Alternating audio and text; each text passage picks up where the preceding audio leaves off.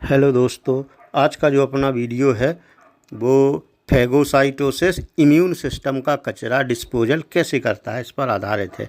Immune system जैसा कि आप सभी जानते हैं कि बॉडी का सबसे महत्वपूर्ण पार्ट होता है। ये हमारी बॉडी की रोग प्रतिरोधी क्षमता को बढ़ाता है। जैसा कि आप सभी जानते हैं कि अभी वर्तमान में कोरोना के मरीज फिर से बढ़ने लगे हैं। कोरोना एक ऐसी बीमारी है जो वायरस के द्वारा उत्पन्न होती है और फैगोसाइटोसिस के द्वारा हमारा इम्यून सिस्टम है वो क्या करता है कि जितने भी माइक्रो ऑर्गेनिज्म हैं, फिर चाहे वो बैक्टीरिया हो या वायरस हो, इनसे लड़ता है और इनको बॉडी में प्रवेश करने से रोकता है।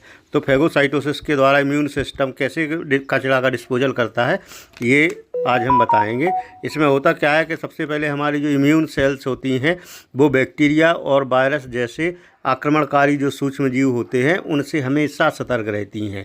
उनके सर्वोत्तम रक्षा तंत्रों में से एक प्रक्रिया जो होती है वो है फैगोसाइटोसिस। फैगोसाइटोसिस एक ऐसी प्रक्रिया है जहां मैक्रोफेज और न्यूट्रीफिल जैसे विशेष सेल्स या कोशिकाएं रोगाणुओं को निगलती हैं और उन्हें नष्ट कर देती हैं। अब हम यह जानेंगे कि यह पूरी प्रक्रिया किस प्रकार से काम करती है। इसमें जो सबसे पहला पॉइंट होता है वो है सूक्ष्म जीवों का पता लगाना कि ये जो फैगोसाइटोसिस या इम्यून सिस्टम है ये कैसे पता लगाता है कि कौन सा माइक्रो ऑर्गेनिज्म या सूक्ष्म जीव है। इसमें सबसे पहले ये होगा क्या कि जो एंटीबॉडी होती है ये सूक्ष्म जीव को नष्ट करने के लिए चिन्हित करती है। ठीक, क्या करती है? चिन्हित करती है कि ये कौन सा सूक्ष्म जीव है। दूसरी जो प्रोसेस होती है इसको बोलते हैं इनगल्फमेंट। ठीक, इसमें क्या होगा कि जो इम्यून सेल होगी वो स्यूडोपोड्स का विस्तार करती है और सूक्ष्म जीव को फैगोसोम में फंसा देती है। जैसा आप जानते हैं फैगोसोम या ये क्या करेगा, उसको नष्ट करने का काम कर देगा।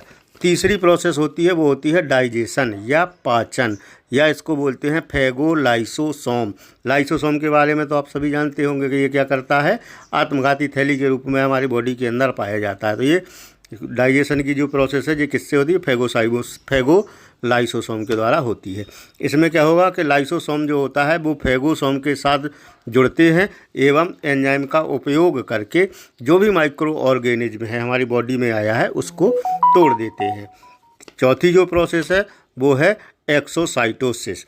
इसमें क्या होता है कि जब क्योंकि पहले इनने क्या कर दिया, उस माइक्रो ऑर्गेनिज्म को तोड़ दिया, अब टूटने के बाद उसका जो मलबा बचा होता है या जो पार्ट बचे होते हैं उनको बाहर निकाल दिया जाता है। इससे जो कोशिका है वो दोबारा से रिपेयर होती है और आने वाले अगले जो माइक्रो ऑर्गेनिज्म हैं उनसे लड़ने के लिए तैयार हो जाती है। ठीक है, इसके अलावा आपको बता फैगोसाइटोसिस जो है वो उसके कई महत्वपूर्ण काम होते हैं। जैसे सबसे पहला है इसमें संक्रमण को बचाने का काम करता है। ये एक लाइनर क्रम में हो जाता है पंक्तिबद्ध रूप से और संक्रमण को बचाता है। दूसरा काम होता है कि जो भी अनुकूली प्रतिरक्षा प्रणाली है उसको सक्रिय करने में मदद करता है। तीसरा इम्पॉर्टेंट काम होता है इसका कि जो सेलुलर मलबा है यानी कि जो कोशिकाओं के द्वारा टूट फूट का जो मलबा निकला हुआ है उसको साफ करता है और हमारी बॉडी के जो टिश्यू हैं या ऊतक हैं उनको स्वस्थ बनाए रखने में अपनी महत्वपूर्ण भूमिका निभाता है। तो दोस्तों ये रहा फैगोसाइटोसिस। इसके द्वारा हमारी बॉडी में इम्यून सिस्टम कैसे काम करता है उसके बारे में आप लोगों को बता दिया है। अब आप लोगों से निवेदन है कि वीडियो को ज़्यादा से ज़्यादा शेयर करें, लाइक करें और चैनल को सब्सक्राइब करने का काम करें।